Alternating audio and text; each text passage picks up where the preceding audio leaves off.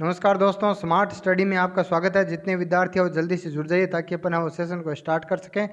Group D 2018 की 135 पारी में पूछे गए 3375 क्वेश्चनों की जो सीरीज अपन ने चला रखी है, आज अपन है वो आगे के जो पारियां हैं उनका अपन है वो क्या करेंगे, डिस्कशन करेंगे। तो देखिए देखिए क्वेश्चन आपसे पूछा गया है कि 1 किलोग्राम वस्तु को 10 मीटर की ऊंचाई तक उठाया जाता है तो किया गया कार्य होता है। देखिए कोई भी वस्तु को यदि ऊपर उठाया जाता है तो उसी कंडीशन में किया गया कार्य क्या होगा, mgh होगा। ठीक है, किया गया कार्य क्या होगा, mgh होगा। तो यहाँ पर m कितना दे रखा है, m दे रखा है 1 और g आपको कितना दे रखा है, ठीक है, जी आपको कितना दे रखा है 9.8 दे रखा है और ऊंचाई आपको दे रखी है कितनी 10। ठीक है, तो तीनों को जब मल्टीप्लाई करेंगे तो इसका आंसर आ जाएगा 98 98 आ जाएगा। और यदि वस्तु को ऊपर की ओर उठाया जा रहा है तो किया गया कार्य क्या होगा, ऋणात्मक होगा।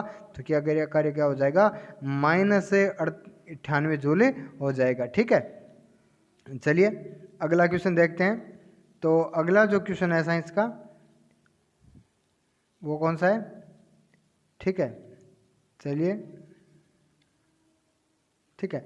देखिए अगला क्वेश्चन आपसे पूछा गया है निम्नलिखित में से कौन सा कथन है वो गलत है। ठीक है, तो आपसे पूछा गया है सभी रज्जु की यानी कोडेटा संख्या प्राणी वो होते हैं जिनके अंदर रीढ़ की हड्डी पाई जाती है। देखिए ये कह रहा है कि इनमें पृष्ठीय तंत्रिका नाल पाई जाती है, बिल्कुल ये है वो सही है क्योंकि इनके अंदर है वो तंत्रिका नाल पाई जाती है।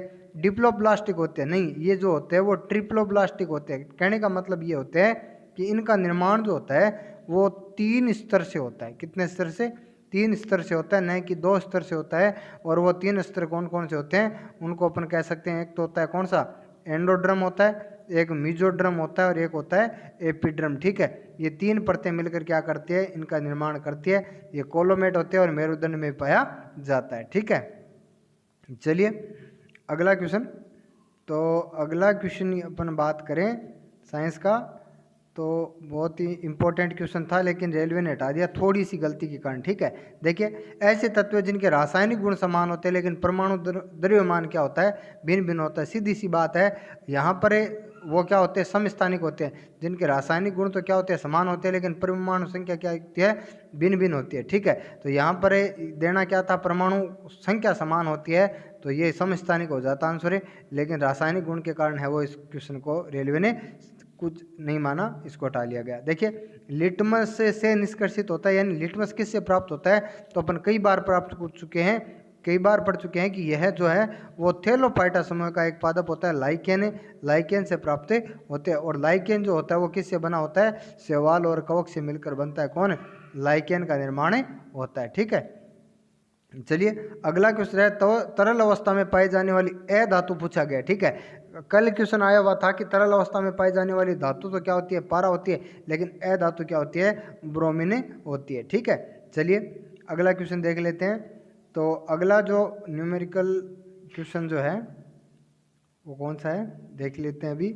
ठीक है, तो बहुत ही अच्छे अच्छे क्वेश्चन अपन कह सकते हैं कि पिछली बार आए हुए हैं। देखिए अगला क्वेश्चन है मिश्र धातु में टिन होता है। तो अपने को पता है कि जो सोल्डर होती है, कल अपन ने पढ़ा था, जिसको अपन क्या बोलते हैं, टांका भी कहते हैं। ठीक है, और ये बनी होती है किससे, लेड प्लस टिन से बनी होती है। ठीक है, ये किससे बनी होती है, लेड और टिन से बनी होती है। ठीक है, चलिए अगला क्वेश्चन आपसे पूछा गया है कि 25 डिग्री सेंटीग्रेड पर हवा की और गति क्या होगी। तो सीधी सी बात है, इसका तो रटने वाला है 346 मीटर प्रति सेकंड होती है। ठीक है, चलिए अगला क्वेश्चन आपसे पूछा गया है कि निम्नलिखित में से और एक गुरुत्वीय स्थिरांक जी की इकाई क्या होती है। देखिए जी ज्ञात करने का फॉर्मूला क्या होता है, जी ज्ञात करने का फॉर्मूला होता है FD² m/m। ठीक है, ये जी ज्ञात करने का फॉर्मूला होता है, गुरुत्वीय स्थिरांक ज्ञात करने का फॉर्मूला होता है। अब देखिए अपने को पता है कि बल का मात्रक क्या होता है, न्यूटन होता है, दूरी का मात्रक मीटर होता है, तो दूरी स्क्वायर का क्या हो जाएगा, मीटर स्क्वायर हो जाएगा। ठीक है, और बट्टे द्रव्यमान गुणा द्रव्यमान क्या हो जाएगा, kg² हो जाएगा। तो ये हो जाएगा न्यूटन वर्ग मीटर प्रति वर्ग किलोग्राम। ठीक है, तो ये क्या हो जाएगा, गुरुत्वीय स्थिरांक का मात्रक हो जाएगा। ठीक है, और अपने को जी का मान पूछा जाए तो ये होता है 6.67 × 10⁻⁻11। ठीक है, यदि जी का मान भी यदि आपसे पूछा जाए तो ये होता है 6.67 × 10⁻11। ठीक है, चलिए अगला क्वेश्चन है कि पौधों में फ्लोएम परिवहन के लिए उत्तरदायी होता है। अपने को पता है कि जाइलम के द्वारा किसका परिवहन होता है, जल का परिवहन होता है, और फ्लोएम के द्वारा फूड यानी भोजन का परिवहन होता है। ठीक है, चलिए अगला क्वेश्चन देख लेते हैं। तो अगला जो क्वेश्चन है वो आपसे पूछा गया है कि 2 एम्पीयर विद्युत धारा को 5 ओम प्रतिरोध में रखा जाता है तो प्रति मिनट और उत्पन्न आवेश की मात्रा क्या होगी। देखो आवेश ज्ञात करने का फॉर्मूला होता है Q बराबर IT। क्या होता है? Q बराबर IT होता है। ठीक है, अब अपने को पता है यहाँ पर अपने को I कितना दे रखा है, 2 दे रखा है, और T दे रखा है 1 मिनट। तो 1 मिनट में कितने सेकंड होते हैं? 60 सेकंड होते हैं। तो ये हो जाएगा Q बराबर 120 गुलाम हो जाएंगे। यहाँ पर अपने को प्रतिरोध से कोई मतलब नहीं है, अपने को Q बराबर IT दे रखा है तो अपने को इसी फॉर्मूले से वो आंसर निकाल लेना है। तो आंसर हो जाएगा 120 गुलाम। ठीक है, चलिए अगला क्वेश्चन देखते हैं। तो अगला क्वेश्चन जो है वो है हाइड्रोकार्बन के पूर्ण दहन के परिणाम स्वरूप क्या निकलता है। तो सीधी सी बात है, हाइड्रोकार्बन यानी इसके अंदर क्या है, हाइड्रोजन और कार्बन है। तो कार्बन का दहन होगा तो बनेगा कार्बन डाइऑक्साइड, और हाइड्रोजन का दहन होता है तो क्या बनता है, जल बनता है। तो इससे बनेगा कार्बन डाइऑक्साइड और जल। ठीक है, चलिए अगला क्वेश्चन देख लेते हैं। अगला क्वेश्चन है निम्नलिखित में से किस प्रकार के जनन में सबसे अधिक विविधता होती है। तो सीधी सी बात है, 2 जनकों से होने वाला जो जनन होता है वो कौन सा होता है, लैंगिक जनन होता है, जिसके अंदर 2 जनकों के गुण एक साथ आते हैं, जिसके परिणाम स्वरूप है वो विविधता उत्पन्न होती है। ठीक है, चलिए अगला क्वेश्चन देख लेते हैं। तो अगला क्वेश्चन है मुक्त रूप से गिरने के दौरान पिंड किस स्थिति में होता है। कोई भी वस्तु यदि मुक्त रूप से गिरती है तो भारहीनता की स्थिति में होती है। ठीक है, वो उसके ऊपर है, वो कोई गुरुत्वाकर्षण बल कार्य नहीं करता है, तो उस कंडीशन में वो भारहीनता की स्थिति में होती है। चलिए अगला है कि यदि कार्य धनात्मक हो तो जिस निकाय पर कार्य हो रहा है, ठीक है, तो उसकी ऊर्जा में क्या होगी, वृद्धि होगी। ठीक है, यदि कार्य किया गया कार्य धनात्मक हो तो जिस निकाय पर कार्य किया जा रहा है उसकी निकाय ऊर्जा में क्या होगी, वृद्धि होगी। ठीक है, चलिए अगला क्वेश्चन देख लेते हैं कि भ्रूण में के लिए भोजन संग्रहित करने वाली जनन कोशिकाएं कौन सी होती है। मैं आपको बता दूं, एकमात्र जनन कोशिका मादा युग्मक, जिसको अपन क्या बोलते हैं, अंडाणु बोलते हैं, इसके अंदर भोजन का संग्रह होता है। ठीक है, और इस भोजन के संग्रह के लिए ही अपने को पता है कि शुक्राणु जो होता है वो अंडाणु की तरफ आकर्षित होता है। मैं आपको बता दूं, इस भोजन के संग्रह के कारण है जो अंडाणु है वो मादा युग्मक और अंडाणु की तरफ है वो शुक्राणु आकर्षित होता है। ठीक है, चलिए अगला क्वेश्चन देख लेते हैं। तो अगला क्वेश्चन आपसे पूछा गया है कि यदि एक कार है और 2000 जूल ऊर्जा का उपयोग करती है तो इसकी, और यदि उत्पादन 500 जूल है तो इसकी दक्षता क्या होगी। तो सीधी सी बात है, इसकी दक्षता क्या हो जाएगी, 500 बट्टे 2000 इंटू प्रतिशत पूछी गई है। ठीक है, तो इसकी दक्षता कितनी हो जाएगी, इसकी दक्षता हो जाएगी 25%। ठीक है, 2000 का और जो 500 होता है वो कितना होता है, 25% होता है। ठीक है, चलिए अगला क्वेश्चन देख लेते हैं। तो अगला जो साइंस का क्वेश्चन है वो है स्क्लेरेन कायमा में कोशिका भित्ति मोटी होने का कारण क्या होता है। मैं आपको पहले भी बता चुका हूँ कि पेक्टिन के कारण है वो कोलेन कायमा लचीली होती है, और स्क्लेरेन कायमा जो लिग्निन के कारण, जिसको अपन क्या बोलते हैं, पादप सीमेंट भी बोलते हैं, जिसके कारण है वो इसकी भित्ति क्या होती है, और यही है वो लिग्निन जो होता है वो स्क्लेरेन कायमा, जिसको अपन दृढ़ ऊतक कहते हैं, इसको क्या करता है, मजबूती प्रदान करती है। ठीक है, चलिए अगला क्वेश्चन पूछा गया था कि निम्नलिखित में से कौन सा अम्ल है वो हमारे पेट में उत्पन्न नहीं होता। देखिए सीधी सी बात है, यहाँ पर क्वेश्चन थोड़ा सा उल्टा पूछ लिया था, इसी कारण रेलवे ने क्वेश्चन हटा लिया था। हाइड्रोक्लोरिक अम्ल हमारे पेट में उत्पन्न होता है, और क्वेश्चन यही पूछना था कि कौन सा अम्ल है वो पेट में उत्पन्न होता है। ठीक है, चलिए अगला क्वेश्चन देख लीजिए। स्थितिज ऊर्जा होती है, सीधी सी बात है, सबको पता है स्थितिज ऊर्जा क्या होती है। तो स्थितिज ऊर्जा क्या होती है, mgh होती है। ठीक है, स्थितिज ऊर्जा क्या होती है, mgh होती है। ठीक है, चलिए अगला क्वेश्चन देख लेते हैं। तो अगला क्वेश्चन क्या है, अगला क्वेश्चन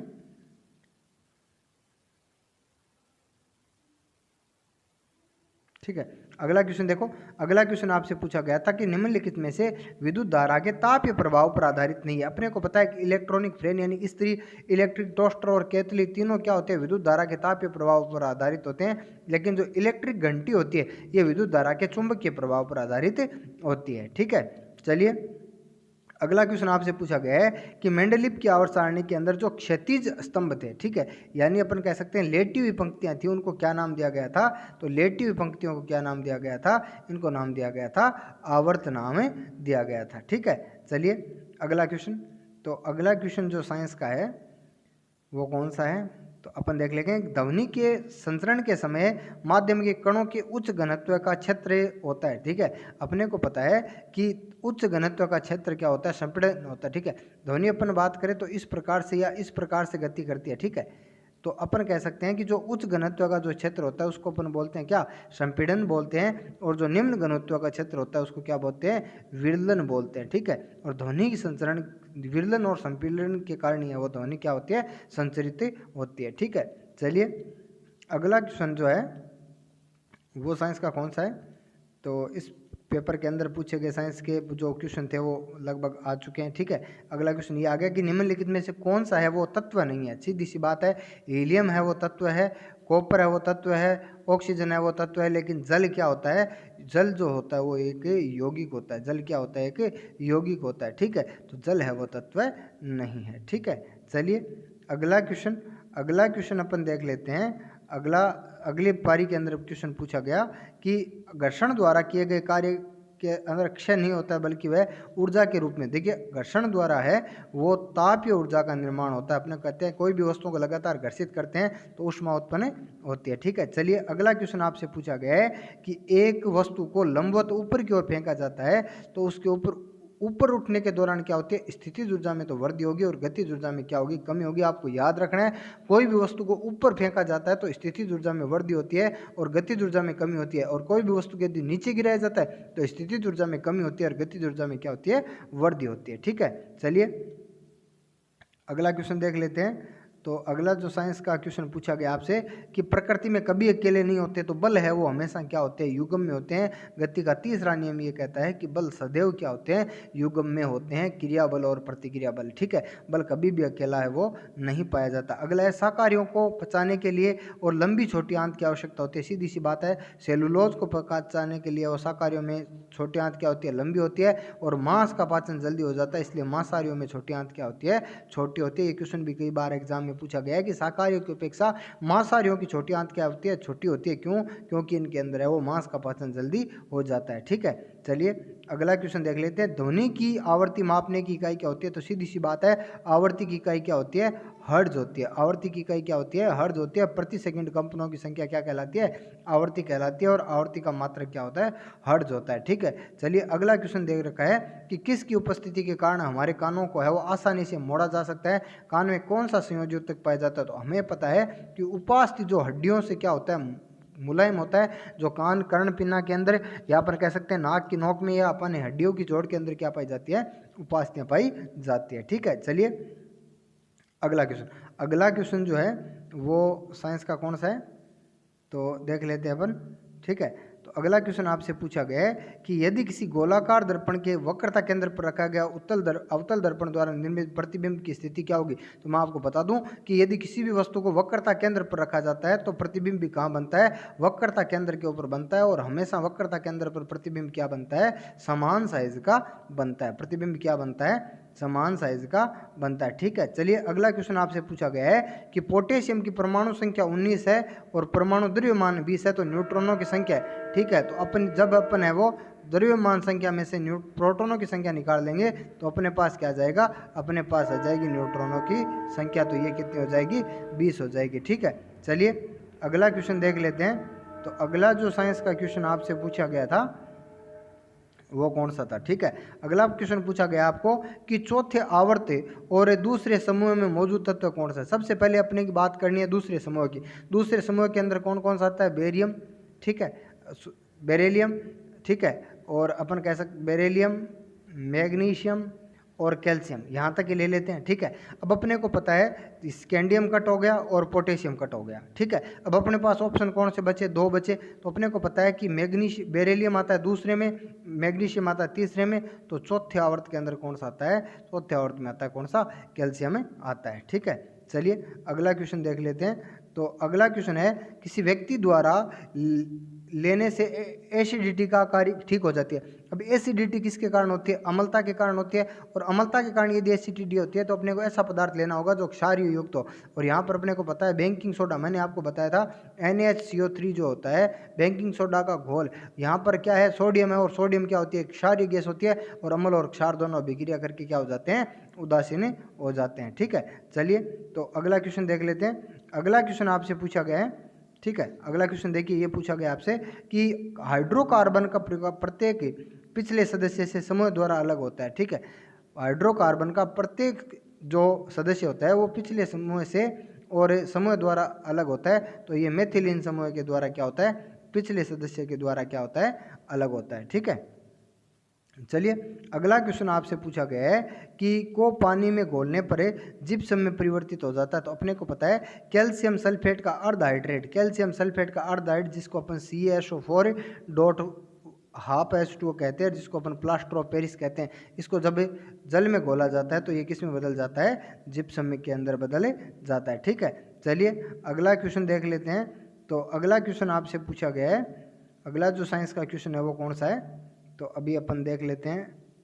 देखिए बहुत अच्छे अच्छे न्यूमेरिकल जो है वो आ रहे हैं, आपको एक बार वीडियो देखने के बाद दोबारा भी है वो इस प्रकार के न्यूमेरिकलों की प्रैक्टिस करनी चाहिए। ठीक है, चलिए अगला क्वेश्चन देखते हैं कि 10 किलोग्राम का एक ब्लॉक है, समान अपनी प्रारंभिक अवस्था से क्या कर रहा है, चल रहा है, और 20 सेकंड में और 2 मीटर प्रति सेकंड से उसका वेग बढ़ जाता है। तो 0 से 20 सेकंड के बीच में उसका अंतराल है, यानी उसकी औसत गतिज ऊर्जा क्या होगी। सीधी सी बात, अपने को क्या पूछा गया है, अपने को पूछा गया है यहाँ पर कार्य। ठीक है, औसत ऊर्जा का मतलब कार्य होगा, और कार्य बराबर क्या होता है, कार्य होता है W बराबर क्या हो गया, FS हो गया। W बराबर क्या हो गया, FS होता है। ठीक है, तो अपने पास से न तो F है और ना ही S है। ठीक है, या अपन कह सकते हैं कि अपने यदि सीधा सा कार्य ज्ञात करें तो यहाँ पर क्या हो जाएगा, W बराबर FS। ठीक है, तो W बराबर FS ज्ञात करने के लिए पहले अपने को क्या ज्ञात करने का, पहले अपने को जो है वो ज्ञात करना पड़ेगा, क्या, F ज्ञात करना पड़ेगा।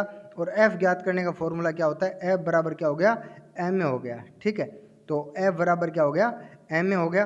तो m यहाँ पर अपने को कितना दे रखा है, 10 दे रखा है। ठीक है, m अपने को कितना दे रखा है, 10 दे रखा है। ठीक है, और यहाँ पर यदि अपन बात करें तो अपने को a है वो ज्ञात करना पड़ेगा। प्रारंभिक अवस्था में 20 सेकेंड में, और क्या हो जाती है, ये हो जाती है कितनी, ये हो जाती है 2 मीटर, अपन कह सकते हैं 2 मीटर प्रति सेकंड हो जाती है। ठीक है, तो ए यदि ज्ञात करेंगे तो तय की दूरी बट्टा क्या हो जाएगा, समेत। ठीक है, तो ए बराबर कितना हो जाएगा, 1 बराबर आ जाएगा कितना, 0.2 आ जाएगा। ठीक है, सॉरी, ए बराबर कितना आ जाएगा, 0.1 आ जाएगा। ठीक है, और 0.1 को जब अपन किससे 10 से मल्टीप्लाई करेंगे तो अपना आंसर कितना हो जाएगा, 1 वाट आ जाएगा। ठीक है, अपना आंसर क्या आ जाएगा, 1 वाट आ जाएगा। ठीक है, चलिए अगला क्वेश्चन। तो अगला जो साइंस का क्वेश्चन है वो कौन सा है, ठीक है, चलिए अगला जो क्वेश्चन है वो साइंस का, ये रेलवे ने भी क्या कर लिया था, हटा लिया, थोड़ा सा अलग टाइप से था। समरूप अंग क्या होते हैं, देखो समरूप अंग होते हैं जिनकी संरचना क्या होती है, समान होती है, लेकिन कार्य क्या होते हैं, भिन्न भिन्न होते हैं। तो यहाँ लोबस्टर की पूंछ और व्हेल के फाल जो होते हैं वो क्या होते हैं, समरूप अंग के उदाहरण होते हैं। ठीक है, चलिए अगला क्वेश्चन अपन देख लेते हैं। तो अगला जो क्वेश्चन है वो क्या है, स्थितिज ऊर्जा गतिज ऊर्जा में और परिवर्तन का प्रतिरोध करने की एक वस्तु की प्रवृत्ति क्या कहलाती है। तो अपने को पता है कि अवस्था परिवर्तन का विरोध क्या कहलाता है, जड़त्व कहलाता है। ये गति का कौन सा नियम है, प्रथम नियम है। कोई भी वस्तु है वो अपनी अवस्था में परिवर्तन का विरोध करती है तो उसको अपन क्या बोलते हैं, जड़त्व बोलते हैं। ठीक है, चलिए अगला क्वेश्चन आपसे पूछा गया है कि 220 वोल्टेज आउटपुट वाले जनरेटर को 1100 वाट की पावर वाली मोटर से जोड़ने पर विद्युत धारा क्या होगी। अपने पास पावर वाला फॉर्मूला वो होता है P बराबर VI। ठीक है, आपको P कितना दे रखा है, P दे रखा है 1100, V दे रखा है 220 इंटू I आपको ज्ञात करनी है, 1 से 1 कैंसिल हो गया और ये हो गया 5 बराबर I। तो ठीक है, तो ये कितना हो जाएगा, 5 एम्पियर इसका आंसर सही हो जाएगा। ठीक है, चलिए अगला क्वेश्चन है विद्युत ऊर्जा की वाणिज्यिक इकाई क्या होती है। तो अपने को पता है विद्युत ऊर्जा की वाणिज्यिक इकाई क्या होती है, किलोवाट घंटा होती है, और जिसको अपन यूनिट से व्यक्त करते हैं। ठीक है, जिसकी वाणिज्यिक इकाई क्या होती है, किलोवाट घंटा, और जिसको अपन यूनिट से व्यक्त करते हैं। अगला क्वेश्चन है डोबेराइनर के समय और कितने तत्व त्रिकों की ज्ञात हुई थी। तो डोबेराइनर के समय है वो 3 त्रिकों की खोज हुई थी। ठीक है, डोबेराइनर के समय कितने तत्व त्रिकों की, तो 3 त्रिकों की क्या हुई थी, खोज हुई थी। वह पौधा जो कायिक प्रवर्धन नहीं करता, तो अपने को पता है कि केला, गुलाब और नारंगी क्या करते हैं, कायिक प्रवर्धन करते हैं, लेकिन पपीता में क्या पाया जाता है, लैंगिक जनन पाया जाता है। ठीक है, पपीता के अंदर क्या पाया जाता है, लैंगिक जनन पाया जाता है। ठीक है, चलिए अगला क्वेश्चन देख लेते हैं। तो अगला जो क्वेश्चन है यह है कि 450 न्यूटन भार वाली लड़की का द्रव्यमान क्या होगा। तो सीधी सी बात है, 450 के अंदर अपने को 9.8 का भाग दे देना है, तो अपने पास आंसर हो जाएगा कितना, 45.9 किलोग्राम आ जाएगा। ठीक है, चलिए अगला क्वेश्चन देख लेते हैं। तो अगला क्वेश्चन है निम्नलिखित में से कौन सा है वो जाइलम का प्रकार नहीं है। सीधी सी बात है, ट्रेकिड जाइलम फाइबर्स और नलिकाएं होते हैं, लेकिन सीव ट्यूब को हम क्या बोलते हैं, साथी कोशिकाएं बोलते हैं या सह कोशिकाएं बोलते हैं, जो कि किसका भाग होती है, ये भाग होती है किसका, ये भाग होती है फ्लोएम का। ठीक है, सीव ट्यूब्स जो होती है वो किसका भाग होती है, फ्लोएम का भाग होती है। ठीक है, चलिए अगला क्वेश्चन देख लेते हैं। तो अगला जो क्वेश्चन है वो कौन सा है, चलिए देख लेते हैं। तो अगला क्वेश्चन है दो ऑक्सीजन के दो ओ है। ठीक है, दो ओ के अंदर है, दो किसको निरूपित करता है, तो दो करता है परमाणुओं की संख्या को। क्या यानी ऑक्सीजन के कितने परमाणु है, 2 परमाणु है। ठीक है, चलिए अगला क्वेश्चन देख लेते हैं। तो अगला जो क्वेश्चन है वो कौन सा है,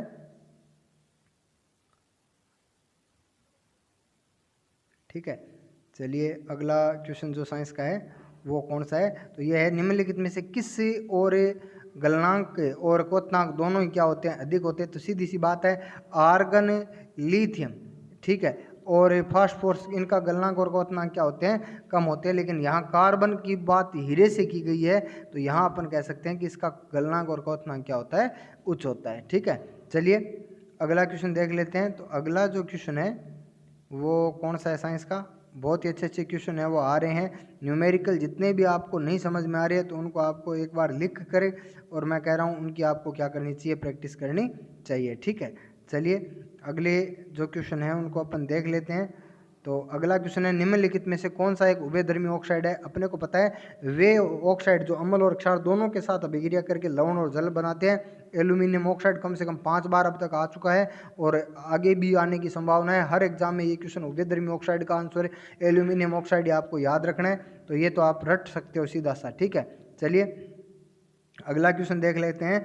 उभयधर्मी ऑक्साइड क्या होता है, एल्यूमिनियम ऑक्साइड होता है। अगला है किस ऑब्जेक्ट का नियत है स्थान बदलने पर नहीं बदलता। तो मैं आपको बता दूं कि द्रव्यमान सभी जगह समान रहता है, इसका चाहे कहीं पर भी ले जाओ, चाहे चांद पे ले जाओ, मंगल पर ले जाओ, सभी जगह पे वस्तु का द्रव्यमान क्या करता है, एक समान रहता है, लेकिन भार है वो क्या करता है, बदलता है। चलिए अगला क्वेश्चन आपसे पूछा गया है निम्नलिखित में से यौगिक नहीं है। अपने को पता है नाइट्रोजन पेरोक्साइड जल और अमोनिया क्या है, यौगिक है, लेकिन क्लोरीन क्या होता है, क्लोरीन क्या होता है, एक तत्व होता है। ठीक है, तो यहाँ पर क्लोरीन जो है वो यौगिक नहीं है। ठीक है, चलिए अगला क्वेश्चन है निम्नलिखित में से कौन सा उत्तक कोशिका विभाजन में सक्षम होता है। तो नाम से ही पता चल रहा है विभोजक जो लगातार विभाजित होता रहता है वो कोशिका विभाजन में क्या होता है, सक्षम होता रहता है। ठीक है, चलिए जब मेंडलीव ने अपना काम शुरू किया था तो कितने तत्व ज्ञात थे, कई बार एग्जाम में क्वेश्चन आ चुका है। न्यूलैंड के समय 56 तत्व ज्ञात थे और मेंडलीव के समय 63 तत्व ज्ञात थे। ठीक है, चलिए अगला क्वेश्चन।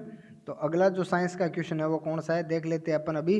तो अगला क्वेश्चन है उस यौगिक का नाम बताइए जिसका सूत्र है वो Al2SO4 का होल थ्राइस है। सीधी सी बात है, एल्यूमिनियम सल्फेट है वो इसका क्या हो जाएगा, नाम हो जाएगा। ठीक है, इसका नाम क्या हो जाएगा, एल्यूमिनियम सल्फेट हो जाएगा। ठीक है, चलिए अगला क्वेश्चन देख लेते हैं कि 12 ओम प्रतिरोध का एक तार है और जिसमें 1 एम्पियर विद्युत धारा प्रवाहित की जाती है 1 मिनट तक। तो आवेश की मात्रा, तो वही फॉर्मूला अपने को याद रखना है, Q बराबर क्या होता है, IT होता है। Q बराबर क्या होता है, IT।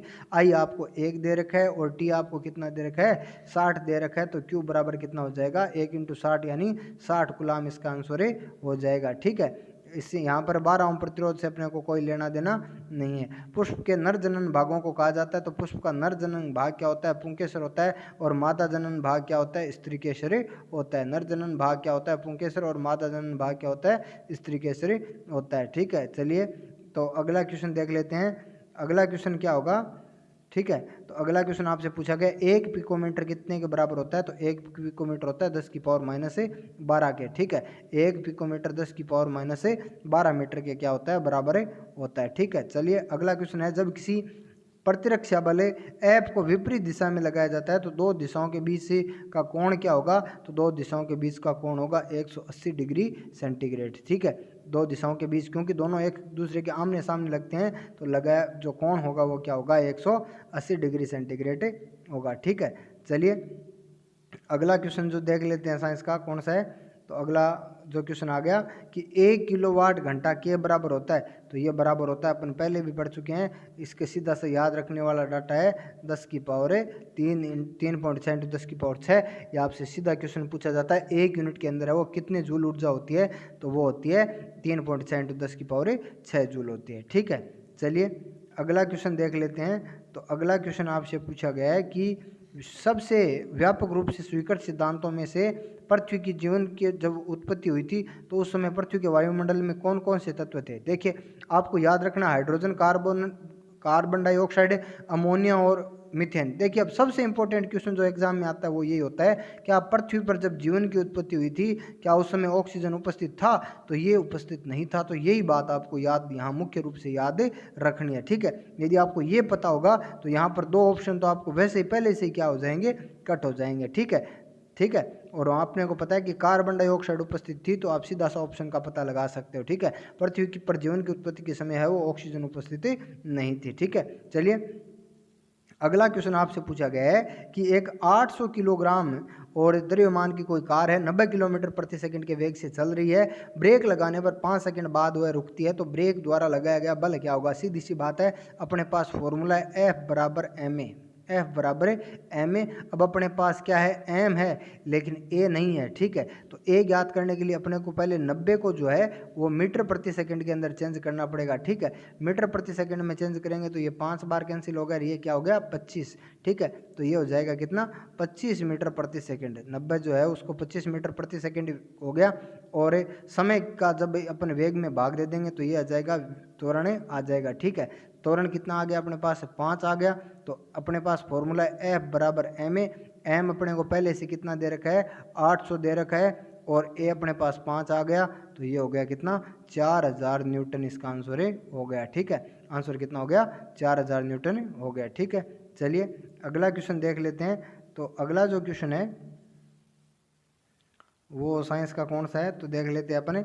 बहुत ही अच्छे अच्छे न्यूमेरिकल है वो आ रहे हैं। जिन विद्यार्थियों को न्यूमेरिकल में दिक्कत हो रही है वो आप जो है वो किसी भी अपने रफ कॉपी के अंदर वगैरह जो भी है उसको आप अपने करते रहे, नोट करते रहे। देखिए निम्नलिखित में से प्रोपेनॉन जो है वो कार्यात्मक समूह है। सीधी सी बात है, पीछे क्या जुड़ा हुआ है, नॉन जुड़ा हुआ है, ओन जुड़ा हुआ है, और ओन होता है क्या, कीटोन होता है। ओन क्या होता है, कीटोन होता है। यदि एल जुड़ा हुआ होता तो वो होता एल्डिहाइड, यदि ओल जुड़ा होता तो वो होता एल्कोहल, और यदि ओइक एसिड जुड़ा हुआ होता तो वो होता कार्बोक्सिलिक अम्ल। ठीक है, चलिए अगला क्वेश्चन देख लेते हैं। तो अगला जो क्वेश्चन है वो है न्यूटन के नियम कणों के लिए अच्छे सिद्ध नहीं होते हैं। क्यों, क्योंकि प्रकाश के वेग की तुलना में गति करने पर ही क्या होंगे, ये अच्छे सिद्ध नहीं होंगे। ठीक है, चलिए अगला क्वेश्चन। तो अगला जो क्वेश्चन है वो आपको दिया गया है, अलग अलग प्रतिध्वनियों को सुनने के लिए 2 स्रोत के अवरोध की न्यूनतम दूरी कितनी होनी चाहिए, तो ये होनी चाहिए 17.2 मीटर। ये याद रखने वाला सीधी सी बात है।